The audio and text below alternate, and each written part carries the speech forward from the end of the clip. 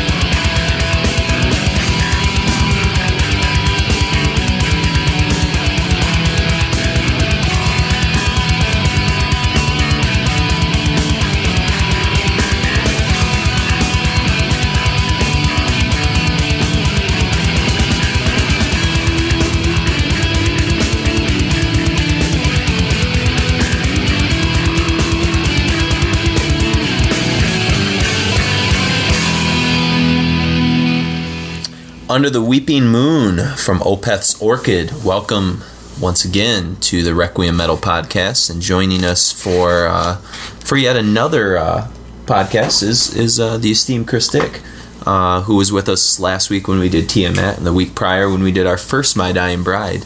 Tonight we're going to be doing Opeth Part 1 of 2, correct? That's correct. That's correct. So I'm your host, Jason. And I'm Mark. And I'm Chris.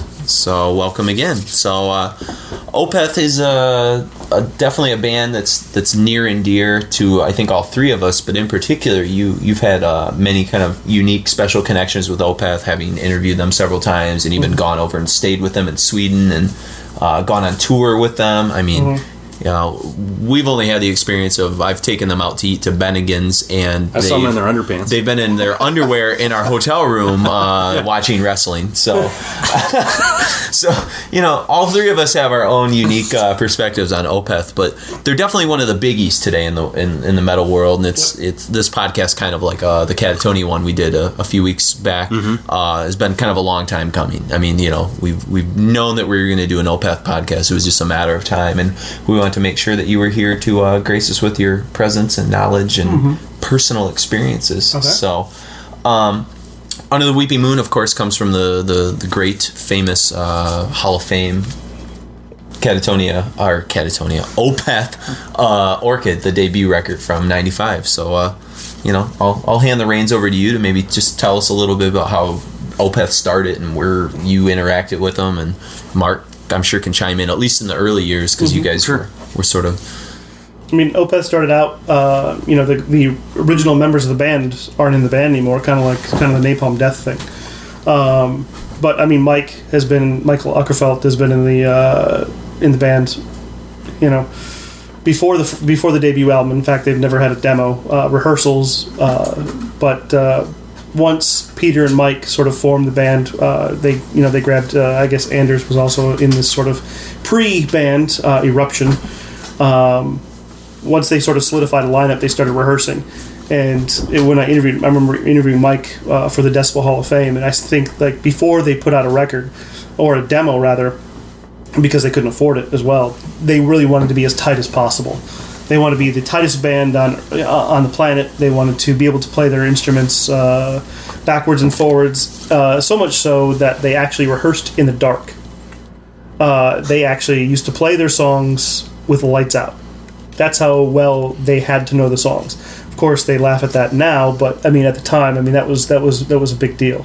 Yeah, you better know where all your cymbals are. Right. No doubt. So they used to rehearse these songs or forms of these songs in the dark, in their little rehearsal space in I think it's Huddinge, which is like a small little suburb outside Stockholm.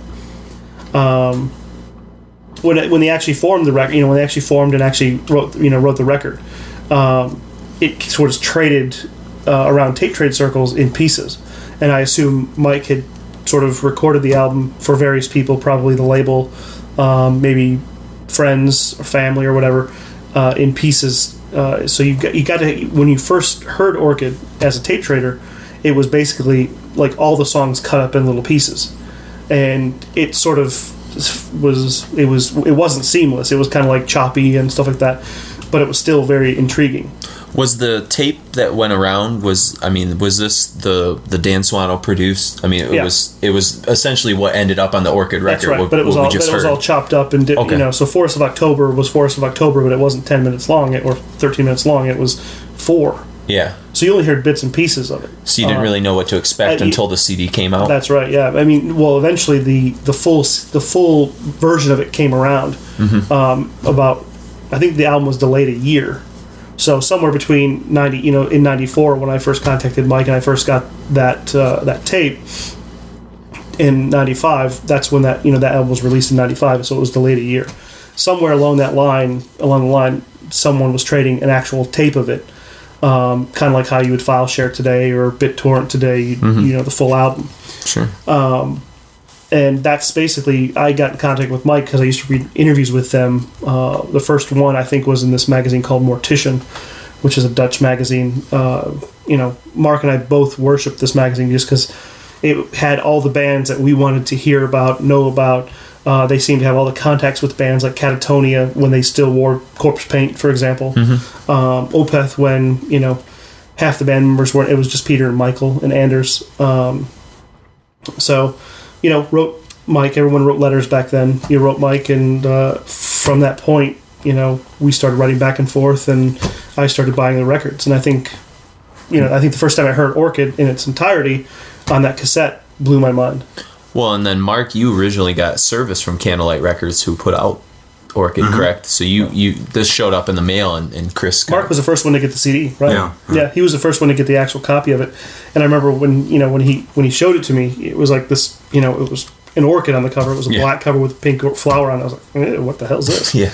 And then you look at the layout, and it's all wonky. Like there's a blue CD, and there's a white. You can barely see the logo on the back of the booklet. The kind of mystical. The half tones on the inside are all blurry and pixelated. So clearly, someone screwed up on the artwork. And I think if you read the Decibel Hall of Fame with this, they actually talk about the artwork being screwed up, and Lee at it wasn't supposed to be blue. The CD, blue, right? Yeah. Things like that. There's a lot of things that weren't supposed to be that way. So Lee, I guess, took some liberties and did things to get things done at the time. Lee Barrett, the label owner at the time.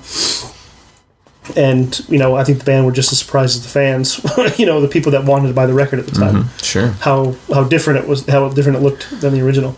Now, you were obviously kind of a major component of kind of getting the Opeth's name around in the American, market. I mean, they even thanked you in the Orchid CD. That's because, Mike and I were writing a lot back and forth, and also because we were one of the first Americans to put Opeth on the cover of their magazine. Yeah, you guys did one of the first Opeth interviews in the States, correct? I think we did, actually. If not the first. It was Requiem number 5, which Mark and I used to publish, just out of high school. And it was our first color cover. So Opeth was sort of my favorite band at the time, and Bolt Thrower was clearly Mark's favorite band. So we kind of both got to put our favorite bands on the cover in full color, which was really cool. Wasn't Dissection in that issue as well?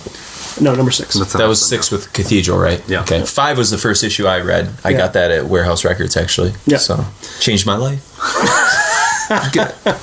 Good. And it now continues on in audio form. Yes, there you go. There we are. I'm still trying to live the dream. Slave to the grind. So what is it about, we heard Under the Weeping Moon. Talk a little bit about this song and Orchid and what was going on, I guess, musically. We can all reflect on it, obviously, but, I think musically, there was nothing like it. You can look to In Flames, At the Gates, Dissection, My Dying Bride, Anathema, Paradise Lost, whoever, Tiamat. Yeah. It doesn't matter what they were doing or where they were from. None of it was like this. Very long songs. Okay, that's kind of unique. Under the Weeping Moon, by the way, was one of the shorter songs in the record at 9 minutes and 50 seconds. Long songs, but then in those songs, there's a lot of different movements, and a lot of influences coming in, whether they be from traditional heavy metal like Iron Maiden, Twin Melodies, Judas Priest. You probably don't hear that a lot more. Twin Melodies. You hear stuff like Merciful Fate come in. You hear stuff like which Mike, admittedly probably took a lot of liberties from songwriting liberties. Lots of Fate. And then you hear a lot of stuff that Mark and I really didn't have any exposure to outside of looking at the liner notes for Cathedral Force of Equilibrium, where Lee Dorian cited a bunch of these weird, obscure 70s bands that, like Atomic Mellow Rooster, Candle. Mellow Candle. Yeah. That was kind of, November. November. Well, which comes... Yeah. So we didn't really, we didn't know that those bands would actually influence contemporary bands like Opeth until we actually heard it. And this really opened a gateway for you, and it opened a gateway for me as well to get into bands like those. And Camel was a big one that, even to the point where I think in...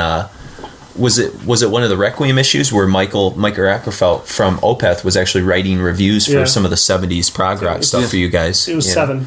Yeah, it was the last issue. Yeah, it was the last issue of Requiem. Yeah, he actually wrote reviews. He wrote reviews for like Spyro Gyra, Cressida, Lucifer's Friend. Yeah, all great. If you want a copy of that, you can mail me $30 an issue. Just or you can mail me $25. And I've got one. I'll sell you mine for $10 and get one from these guys later. So anyway, just kidding. But he did write reviews for us for this stuff. So it kind of opened up a whole different that combined with the Cathedral thanks to it sort of allowed us to explore a lot of different things. The death metal thing, the 70s progressive rock, and Mike was always in emails, or I'm sorry, not emails, in letters, was always talking about all these bands he was into, all these new bands he was discovering, and none of which were heavy metal. They were all progressive rock or folk rock or the Cambridge sound from 70s. I mean, that's what he was into. So eventually, we were working at the record store, and our manager at the time, Mike Johnston, he was active in that in the vinyl trading back then with people, so he knew a lot of these bands, and he really fed our hunger absolutely. for it. I mean, he was the one who sort of provided us the music. He was like, well, if you haven't heard this band, we should hear this band. And in fact, we're hoping that this summer Mark and I just spent some time with our old manager at the record store over the Christmas holiday, and he definitely wants to get in on doing a couple shows with us, and we're planning on doing sort of one of those shows. He's done his own radio show for about 25 years. Yeah, jazz show, and he plays in the Northwoods Improvisers, which is one of the more dynamic, newer jazz acts out there. But anyway, all this ties together in the way that Opeth was completely different from any band at the time, and you hear it in the music. I mean, you hear Under the Weeping Moon has this sort of heavy death metal thing going on. It's atmospheric, it's melodic, but like in the midsection, it just sort of dies out into this very weird kind of it's not psychedelic, but it's different, atmospheric and mystical. In some respects you could draw a line to Tiamat, but it's completely different. And it even had these different qualities to the point where wasn't it Jonas jokingly referred to Opeth as forest metal? As a joke, but again, because you get the sense, when you listen to Opeth of the naturalness that's always there in the music, even though it's technical and things like that, there's this warmth and analog kind of 70s, Would you agree they're the first death metal band to actually incorporate any the 70s progressive things well? Yeah, I think seamlessly, so. maybe. Yeah, because Amorphous brought some of that in, but it was kind of hokey at first. Yeah, I mean, Amorphous definitely brought that stuff in.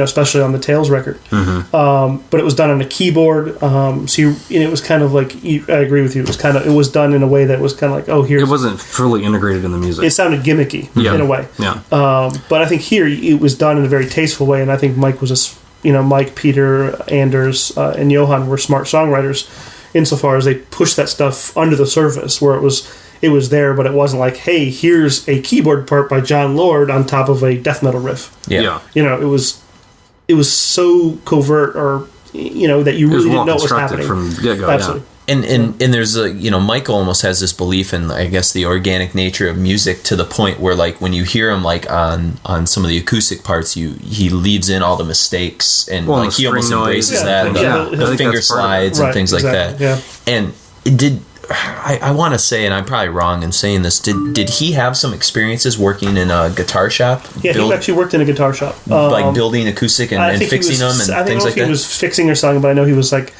helping the guy sell guitars. Do you think it gave him a deeper understanding of the sort of basic designs and limits of acoustic and electric music? Probably. Possibly. I think that I think working at the guitar store probably enabled him to more access to different types of instruments. I think back then they had their own instruments. They would rehearse in a space, but I think it gave him access to new things, new tools. Sure. But I think working at the guitar store, like us working at the record store, you just get influenced by a lot of different things. And he also, I think he helped out the guy from Mellotronin record store as well. And Stefan from Mellotronin would always feed him new stuff. So when you combine all that into a guy who's writing, for all intents and purposes, death metal, you get something completely new. And especially to me, there's the first two Opeth records, which we're going to hear cuts from in this next set with Forest of October and Advent. The first two, Morning Rise and Orchid, almost seem sort of singular in a way. I mean, there's sort of a unique kind of relationship between them. What would you say was happening? We've already kind of talked about some of the things happening on Orchid, and we'll hear it more with Forest of October, but what's going on with Morning Rise as terms of a continuation of all this, I think you see Morning Rise. Morning Rise is more of an open record in that regard. It's the same concept. except they've opened it up a little bit. I personally, I think Morning Rise has clumsier moments in terms of song integration and what they're doing. But I think you can definitely tell that Mike is trying to reach out. The band is trying to reach out and do different things.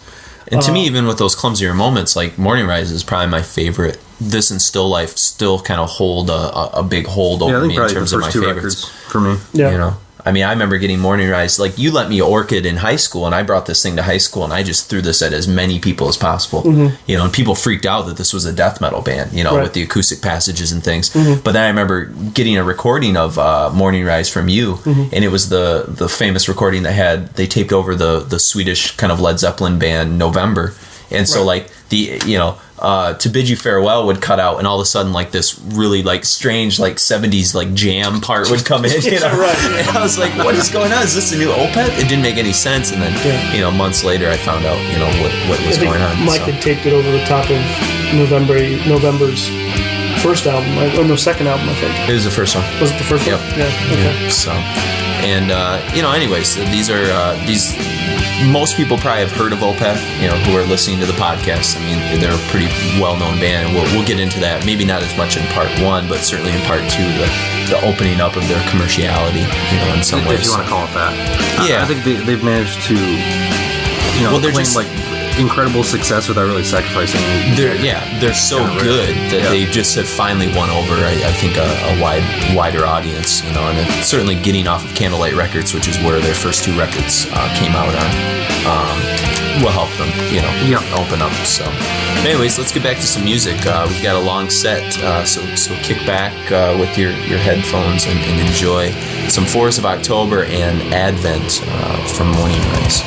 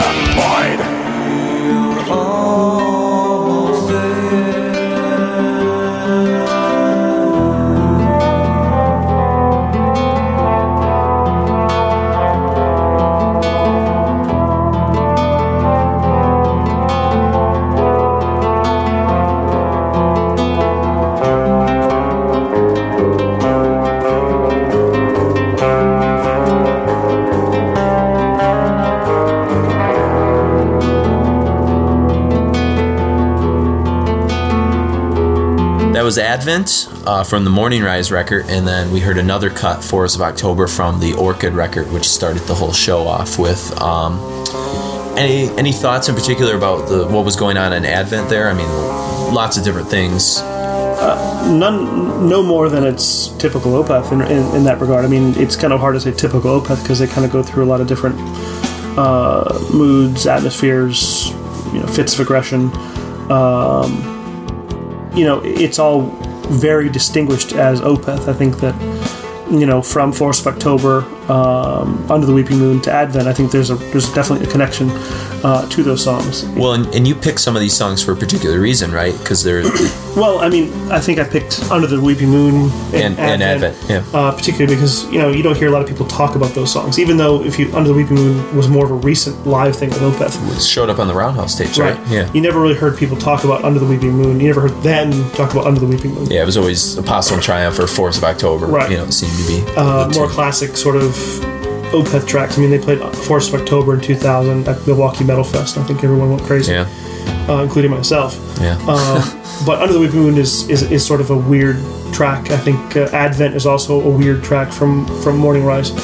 There's something, there's a vibe about them that's always a bit different. And I think fans never talk about Advent. Fans never talk about Under the Weeping Moon. So I kind of wanted to do something a little different.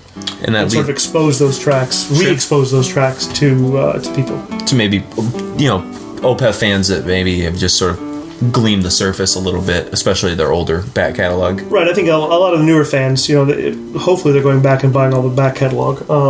Starting first with Still Life and going back from there. Mm-hmm. But I think that these older albums, I think, really obviously paved the way for where they're at now and allowed them to do what they're doing now. I mean, with the Watershed album. And I think maybe because of the younger teenage sort of intimate connection you have with listening to music, like you guys have with like the early 90s, I have with definitely like the mid 90s to early 2000, mm-hmm. where I was still in my teens, mm-hmm. and early 20s, and these Opeth records, as great as the newer stuff is, I still kind of always go back to these first 3 or 4 records from Opeth, quite a bit. Mm-hmm.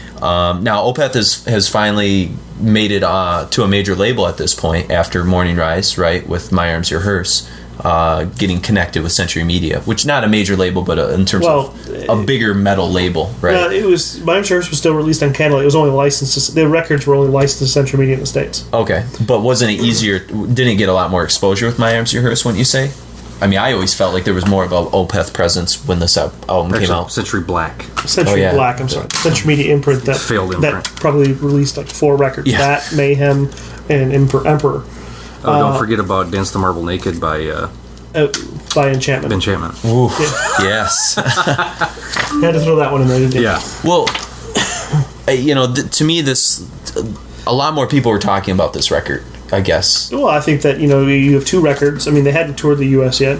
They had been interviewed by a few magazines. They had a pretty decent following, I think, at that point. Enough so that, when people, talked about heavy music and they talked about, different heavy music, Opeth was kind of one of those bands they'd mentioned. At the same time, they would mention Tiamat. They would have mentioned probably Moonspell. They probably mentioned Amorphous, In Flames, Dark Tranquility, At the Gates. Yeah. So Opeth started becoming one of those bands, one of those the name drop bands, and I think when you start having that, you have this word of mouth, and it starts to spread farther and farther and farther. The more it's mentioned. Mm-hmm. And just a lot of. And I think the good thing, I'm sorry to cut you off. I think the good thing about that word of mouth, is in the hype. Everyone talks about how Opeth was so hyped. It wasn't hype. It was actually, I think it was legit, because I think people genuinely felt compelled by the music. They felt a connection to it. They felt a passion for it. And, hype is fake. It's fictitious. Whereas I think this was... enthusiasm. Yeah, it was enthusiasm. And anybody who got Opeth, if you got it, you got it. If you read the reviews from whatever magazine, and it was, if they were largely positive, you can tell that the reviewer absolutely loved what they were hearing, because it was so, it hit them in such a way that, most records didn't. If they've reviewed 500 albums and then they got this one, all of a sudden you can tell that, their creativity sort of came out. The only negative review I remember from the early years was from Ill Literature, that wonderfully crappy magazine from Marco from Century Media. Barbieri? Yeah, and he didn't like Orchid. He said it was boring and tedious and all these, and I just got the feeling that he just didn't get it, Well, it comes from a different generation. Yep. Yeah, he that's actually true. comes from a different.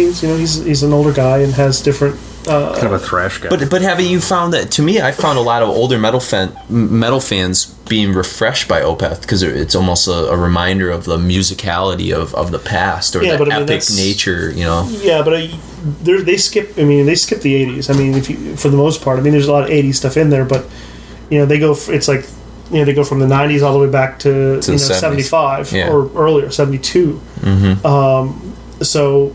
I think the guys that were into 80s thrash really didn't understand this at all because that was just primal aggression, and this wasn't. This is primal aggression plus, a range of other things. Yeah. So I think if it did anything, it confounded them. Yeah, that's an interesting Not in a bad point. way. Not that they're stupid, but I think it wasn't what they were It didn't into. connect to them in that same sort of way. Yeah, it's confining in a good way, not a bad way, like Dream Theater. Yeah. Hey, I like that first Dream That's Theater. my opinion.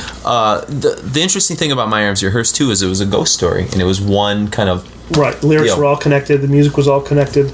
There was a story there. prologue, epilogue. Had a keyboard for the first time, right, from Frederick Nordstrom, who actually produced the record. So they've left Dan Swano, Vegisanity's Unisounds, and moved we on. didn't talk about the production, but Dan Swano did the first two records, and I think he did a good job on both records. Sure, and they definitely have a special feeling. Yeah, they have an atmosphere. They have a Swano atmosphere, which or Svano atmosphere, which you're not going to hear anywhere else. You heard it on Dissection Records, you heard it on Marduk Records. You can hear a little bit on like Crimson, and you can hear it on Edge of Sanity Records. Yeah.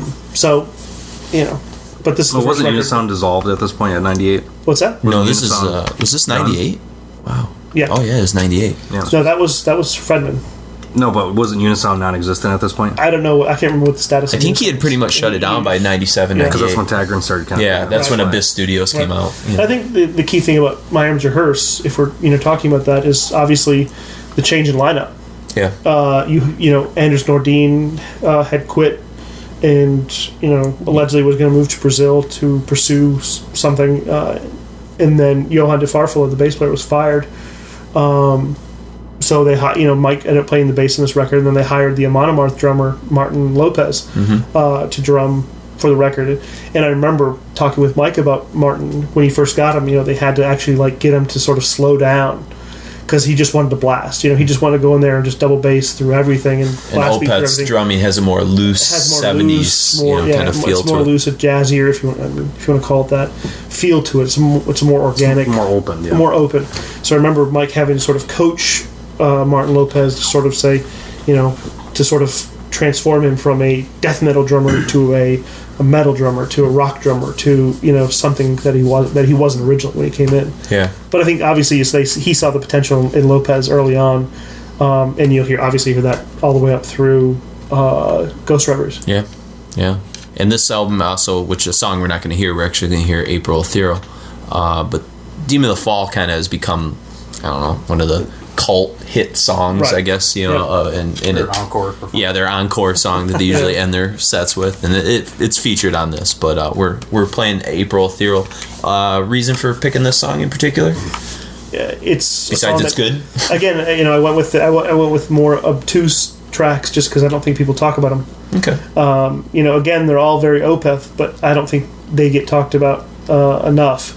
So I'm trying to sort of re-expose these tracks to longtime fans, to new fans, just because I think that while they may not be the single or the track that everyone talks about, I think they're all still very good. They all connect. For sure, and it kind of kicks the album off too, and a good way to kind of start the set. And then what you're gonna hear, three songs. April Ethereal is gonna go into, for those of you who are old school metalheads, you'll definitely recognize the Iron Maiden cover, Remember Tomorrow. Right, that was from the Call to Irons compilation, which I got to Volume 1. review for one of the very first issues of Eclipse, actually. Nice. Yeah, so thank you for that. Yeah. And then we're going to close things out with Moonlapse Vertigo from Still Life, and we'll talk more about Still Life when we come back. So enjoy some April Ethereal.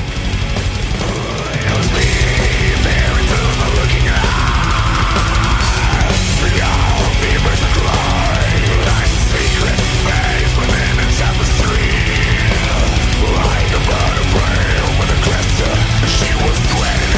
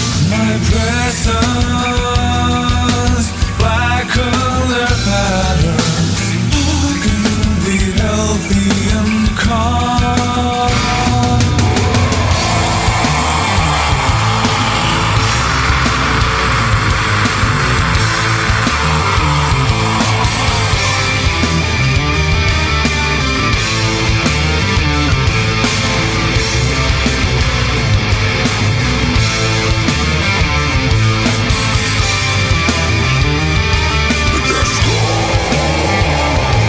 behind your back.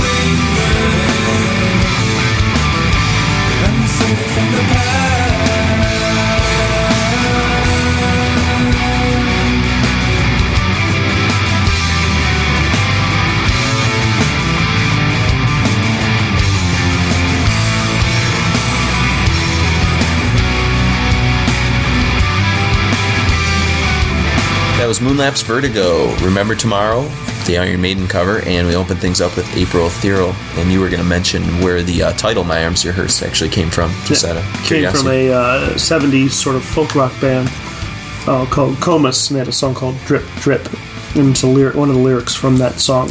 Now, did Morning Rise, was that a reference to any kind of progressive rock, anything? Apart from Waking Up with a Boner? Yeah, well, thank you for that, Morning Rise.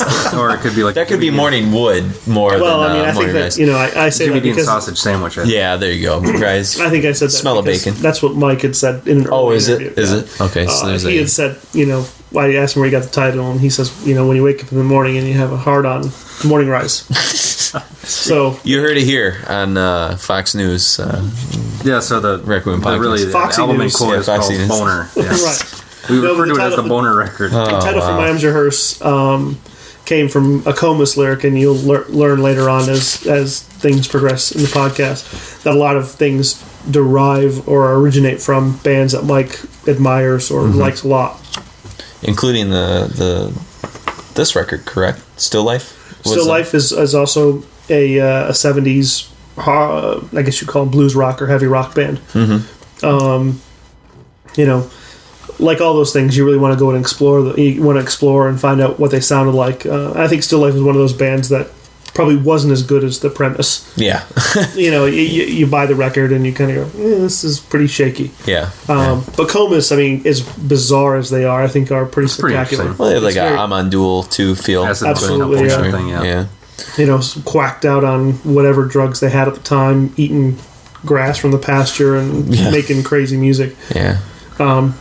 So And we with Moonlapse Vertigo, the song you just heard, we've sort of entered into, I would say, almost a new creative phase for Opeth. I certainly noticed a huge difference on Still Life, which was their fourth full length. I think the change of personnel helped tremendously. Well, they've got the two Martins now locked in. You mentioned the addition of Martin Lopez with My Arms Your Hearse, right? Right. Now we have Martin Mendez. Mendez, the bass player, and they're both Uruguayan. They emigrated from Uruguay to Sweden, presumably to pursue their music career. So both of them were in bands, young kids in bands, Amon Amarth, and I think in Uruguay, either both of them or one of them was in this band called Requiem Aeternum, who were, I guess, tolerable for what they were, atmospheric death. Not in an Opeth way, but just atmospheric and death metal-y. Yeah. And I know when I met these guys, they were both pretty friendly. Yeah. I think Lopez was pretty wild, if I remember right. Mendez is pretty laid back. Yeah, Mendez was very quiet and peaceful and stuff, and Lopez seemed a little bit more kind of wild and crazy, party, backstage kind of thing going on. A very high energy, kind of typical of a lot of drummers I've met in the past. Yeah. Right. Yeah. But Still Life, this record, along with Morning Rise, probably are my favorites. And I think the reason that Still Life is so important to me is when I went and studied in Italy for 6 months. This is right after you and I lived together, right, Chris? You had moved to Philadelphia, and I left to study abroad in Italy. Right. Correct. Okay. Yep. And I was only able to take like 24 CDs with me for 6 months. Pre-iPod. And pre-iPod.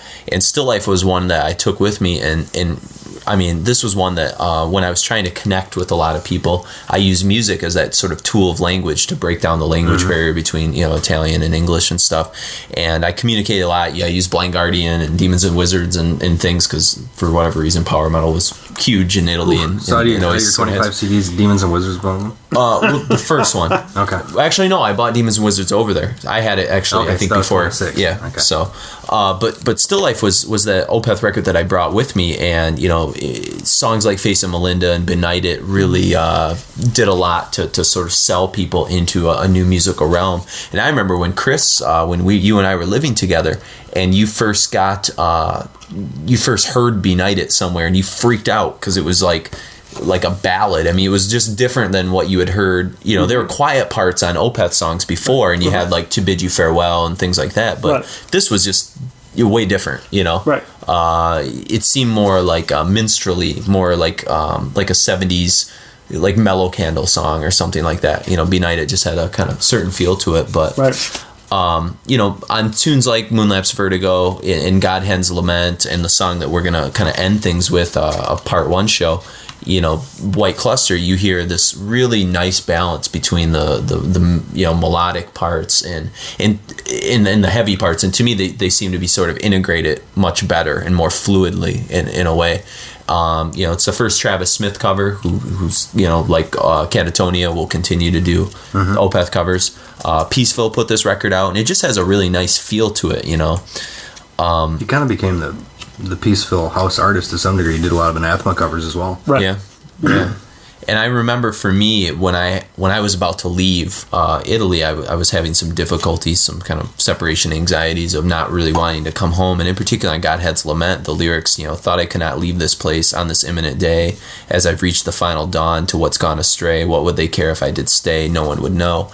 Those lyrics on Godhead's Lament, and they're sung very beautifully. It's a melodic part in that song. I really kind of tuned into that, and that really kind of became like almost an anthem for me in my sadness of not wanting to really return back to the normality of suburban northern Michigan lifestyle. Not that I didn't miss you guys, but I kind of wanted to stay in Europe for a while longer. Sure. But so I have a real personal connection with this record is what I guess I'm getting at, and it had to do with the lyrics, it had to do with the music, it had to do with the social experiences that I had in terms of using metal as that communicative tool.